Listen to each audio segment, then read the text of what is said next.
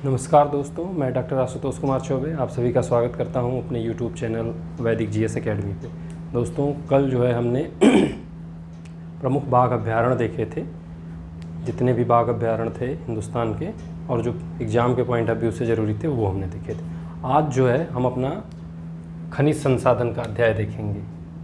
तो यहाँ एक चीज़ मैं आपको बता दूँ कि ये जो सर्कल मैंने बना रखा है ये सिंबल है किसका? लौह अयस्क का। दूसरा सिंबल है त्रिभुज का, ये है कोयला क्षेत्र का। और तीसरा सिंबल है स्क्वायर है, तो ये है तांबा क्षेत्र का। अब एक चीज़ मैं आपको यहाँ क्लियर कर दूँ कि मैंने जानबूझ के जो है ये 3 खनिज संसाधनों को लिया है, क्योंकि परीक्षा में ज़्यादातर मैंने देखा तो यही पूछे गए हैं और इनसे रिलेटेड ही प्रश्न आए हैं। तो यहाँ मेरा मुख्य उद्देश्य यही है कि जो परीक्षा में पूछा गया हो और जो चीज़ें बार बार रिपीट हो रही हैं और आ रही हैं वो चीज़ें जो है मैं आपको दे पाऊँ। तो आइए हम देखते हैं इन खनिज क्षेत्रों को और किन राज्य में स्थित हैं। तो कई बार राज्य के नाम और उनसे संबंधित खनिज क्षेत्र को मिलान में दे दिया जाता है, या तो सीधे सीधे आपसे खनिज क्षेत्र ही पूछ लिया जाता है कि किस राज्य में स्थित है। तो इसी हिसाब से मैंने यहाँ पे इन चीज़ों को बनाया है। तो आइए शुरू करते हैं। तो सबसे पहले हम लौह अयस्क को देखते हैं कि कौन से जो है लौह अयस्क क्षेत्र हैं प्रसिद्ध। तो सबसे पहले हम छत्तीसगढ़ में देखते हैं। तो 2 प्रमुख लौह अयस्क क्षेत्र हैं यहाँ पे। पहला लौह अयस्क क्षेत्र है यहाँ पे डल्ली राजरा, और हम सभी जानते हैं कि भिलाई लौह इस्पात संयंत्र जो है उसको जो लोहे की सप्लाई होती है, लौह खनिज की सप्लाई होती है, इसी डल्ली राजरा की खदान से होती है। तो बहुत फेमस लौह अयस्क केंद्र है ये छत्तीसगढ़ में। और दूसरा लौह अयस्क क्षेत्र है बैलाडीला। बैलाडीला जो है वो बस्तर में पड़ता है छत्तीसगढ़ में। और मैं आपको यहाँ बता दूं कि एशिया में सबसे बड़ी यंत्रीकृत खान जो है लोहे की वो इसी बैलाडीला में। और ये प्रश्न जो मैं अभी आपको बताया ये पूछा जा चुका है यूपीपीसीएस में कि एशिया की सबसे बड़ी यंत्रीकृत खान लोहे की वो कहाँ है, तो वो बैलाडीला में। तो आप इसको याद रखिए। और डल्ली राजरा, ये 2 क्षेत्र जो है वो छत्तीसगढ़ में प्रसिद्ध है लौह अयस्क के लिए। अब झारखंड में देखते हैं, यहाँ 3 लौह अयस्क क्षेत्र जो है प्रसिद्ध है। पहला है पंसीरा बुरु, दूसरा है बड़ा बुरु और तीसरा है नोआ मंडी। तो ये 3 लौह अयस्क क्षेत्र जो हैं वो झारखंड में प्रसिद्ध हैं। अब उसके बाद उड़ीसा में देखते हैं। तो उड़ीसा में भी 3 प्रसिद्ध क्षेत्र हैं। पहला है गुरु महिषानी। एक तरह से मैं एक चीज़ आपको बताऊं कि ये सब जो है जगहों के नाम हैं। जैसे मान लीजिए झारखंड में या उड़ीसा में जब मैं कह रहा हूँ तो गुरु महिषानी जगह है और उसी जगह के आधार पर इस लौह अयस्क क्षेत्र का नाम है। तो गुरु महिषानी उड़ीसा में। पोमपाद ये भी एक क्षेत्र है लौह खनिज का। और तीसरा है बादाम पहाड़। यह 3 प्रमुख लौह खनिज क्षेत्र जो है उड़ीसा में पाए जाते हैं। अब पश्चिम बंगाल में देखते हैं। तो पश्चिम बंगाल में एक प्रमुख जगह है केवल दामोदा श्रेणी। वैसे तो छोटी बहुत जगह है, लेकिन मैंने यहाँ सिर्फ उन्हीं को लिखा है जो परीक्षा में पूछे गए। अब इसके बाद हम देखते हैं आंध्र प्रदेश में। तो आंध्र प्रदेश में 3 जगह, अंगोल लौह खनिज क्षेत्र, दूसरा है गुंडलक्कमा खनिज क्षेत्र लौह खनिज क्षेत्र, तीसरा है छाबली। तो ये 3 जो है आंध्र प्रदेश के प्रसिद्ध लौह खनिज क्षेत्र हैं। अब इसके बाद जो है हम महाराष्ट्र में देखते हैं।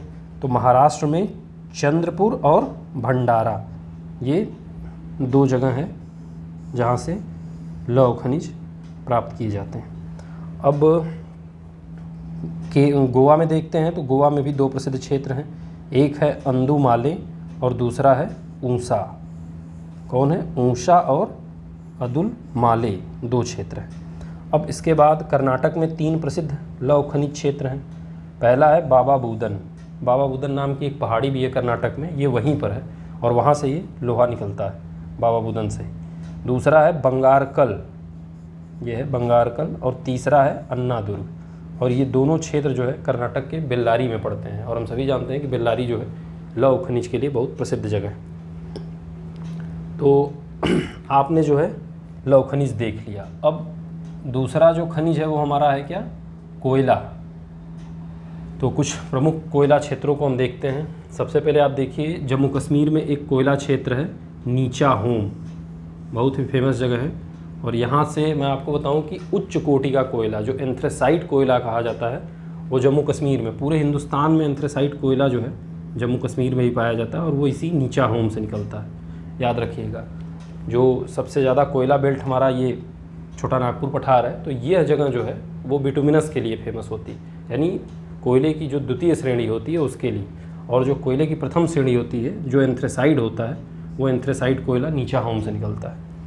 अब उसके बाद जो है दूसरा कोयला क्षेत्र हम देखते हैं, ये है बरकला। बरकला जो है केरल में। ये इन जगहों को मैं इस तरह से इसलिए बता रहा हूँ क्योंकि सीधे सीधे परीक्षा में इनको पूछा गया है कि नीचा होम, बरकला, पाहुर, ऐसे जगहों को देके और उनके राज्यों को देके मिलान करने के लिए आपसे पूछा गया। तो ये आप ऐसे ही सीधे याद रखिए। बरकला कहाँ है? केरल में। केरल में प्रसिद्ध कोयला क्षेत्र है। उसके बाद एक कोयला क्षेत्र है बाहुर। ये देखिए बाहुर। बाहुर जो है पांडिचेरी में पड़ता है। उसके बाद जो है छत्तीसगढ़ में 3 प्रमुख कोयला क्षेत्र हैं। पहला है तातापानी रामकोला, ये परीक्षा में पूछा जा चुका है। दूसरा है सोनहट और तीसरा है विश्रामपुर। ये 3 प्रमुख क्षेत्र कोयले के हैं जो छत्तीसगढ़ में पाए जाते हैं। अब उसके बाद आंध्र प्रदेश में एक कोयला क्षेत्र है सिंगरेनी। ये भी परीक्षा में पूछा जा चुका है, इसलिए आप याद रखिए, क्योंकि जो भी रिपीटेड क्वेश्चन हैं प्रीवियस ईयर के वो हमें ज़रूर याद रखने हैं, क्योंकि स्टेट पीएससी में ज़्यादातर जो है 70 से 80% हिस्सा जो है हमारा यहीं से कवर होता है, तो इसलिए ये ज़रूरी है, आपको याद रखना चाहिए। सिंगरेनी कहाँ पे है? तो सिंगरेनी जो है आंध्र प्रदेश में। अब उसके बाद एक प्रसिद्ध कोयला क्षेत्र है नागचिक नाम। नागचिक नाम जो है ये अरुणाचल प्रदेश में पड़ता है। तो नॉर्थ ईस्ट में एक प्रसिद्ध कोयला क्षेत्र नागचिक नाम जो है ये अरुणाचल प्रदेश में पड़ता है। अब उसके बाद जो है हम देखेंगे तांबा क्षेत्र को। इसको मैं मिटा देता हूँ ताकि थोड़ा आपको साफ दिखाई दे।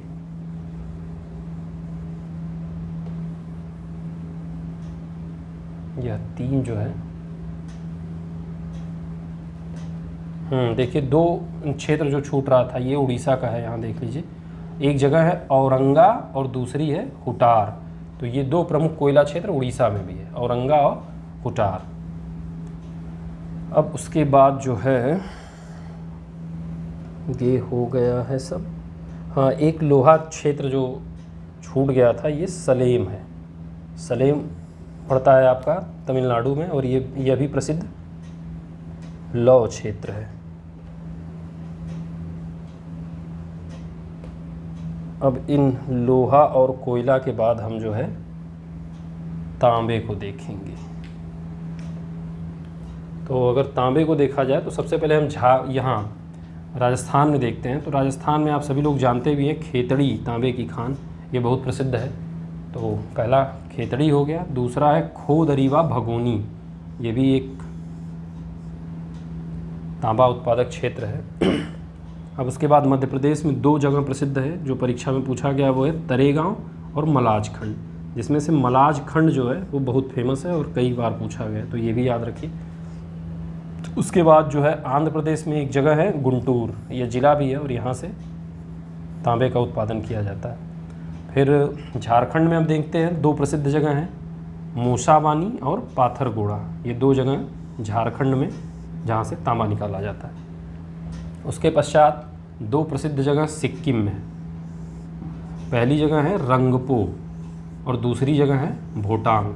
तो ये 2 प्रसिद्ध जगह जो है वो सिक्किम की तांबा क्षेत्र है। तो खनिज संसाधन में यही है, और इसके अलावा 1-2 वीडियो जो होगा मैं आपको, जो ज़रूरी वीडियो होगा जो परीक्षा में पूछे गए हैं उसको ध्यान में मैं लेके कर दूंगा। और 1-2 वीडियो के बाद मुझे लगता है कि इंडियन ज्योग्राफी का जो मुख्य भाग होना चाहिए, जो कि एग्ज़ाम के पॉइंट ऑफ व्यू से ज़रूरी है, वो मैंने लगभग आपको करा दिया है।